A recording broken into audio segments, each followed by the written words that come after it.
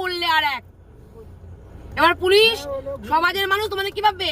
ওরা টাকা নেওয়ার জন্যই মনে হয় এইসব মানুষজনগুলোকে নিয়ে এসছে, হায়ার করে নিয়ে এসে তারপরে আমাদের কাছে কিছু টাকা বেশি মোটা এমন টাকা খিঁচবে বলে এই তো ভাববে মানুষ। কিন্তু আমরা যে কি চাইছি তার মানুষ দেখবে না।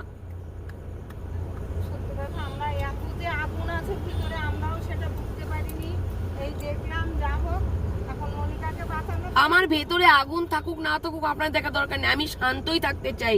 কিন্তু আমি আমার এখানে যন্ত্রণা হচ্ছিল ওই মেয়েটার কথা ভেবে, যে একটা মেয়ে আজকে বাবা মার কথা শুনে আমার কথা শুনে যেভাবে লড়াইটা দিল। আপনারা কি লড়াই দিলেন বলুন সিনিয়র মানুষ হয়ে? আমি কি লড়াইটা দিতে পারলাম ওর জন্য? আগে ওই মেয়েটা যে লড়াইটা দিল ওর কি পেলো ও জীবনে? এই 6টা মাস ওর জীবনে কি দিলেন বলুন? এই 6টা মাস যে লড়াই করলো সেই টাইমটা অকারণ গেল। হ্যাঁ কি পেলো মেয়েটা? ওই 2 পয়সা লড়াইয়ের সময় গিয়েও লড়াই দেয়া করা। আমার স্বামী বিয়ে করে অন্যজনকে ভাত খাওয়াবে খালি গায়ে লুঙ্গি পরে, আর আমি সেই ছবি দেখে চুপ করে বসে থাকবো? ওনাদের যে মান্যগণ্য মানুষ গেছে মনিকাকে নিয়ে আসতেন, ওই ছবিগুলো দেখাতো, পারলেন না। বারমুন্ডা পরে কি আর বলবো বলুন? ডিলারশিপ থাকলেই হয় না, ওনাদের পয়সাই সম্মান। আর আমি দেখাতাম ওনাদের যোগ্যতাতে মানুষ সম্মান করে। পয়সা হলো 2 দিনের, ওনার টাকা ওনার কাছে ব্যাংক ব্যালেন্স বাড়বে।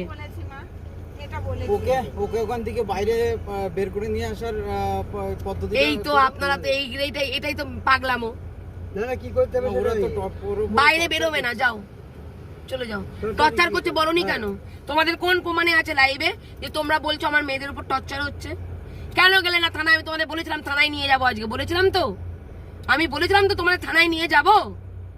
তোমরা ওরা যদি ওরকম করে তোমরা বেরিয়ে আসবে, আমি থানায় নিয়ে যাব তোমাদের। তারপরেও তোমরা করোনি। এখন তোমরা টর্চার করছে বলছো আমাকে। হ্যাঁ ওদের বাড়িতে সাধু সেজে এলে, ওদের বাড়িতে কেউ টর্চার করছে না শুনলাম, আর এখন আমার কাছে যত টর্চার মেয়েকে করছে। বাহ,